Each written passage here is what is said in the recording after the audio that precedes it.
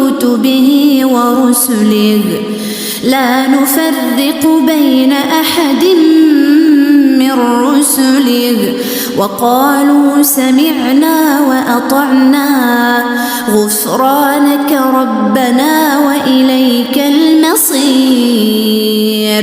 لا يكلف الله نفسا إلا وسعها لها ما كسبت وعليها ما اكتسبت ربنا لا تؤاخذنا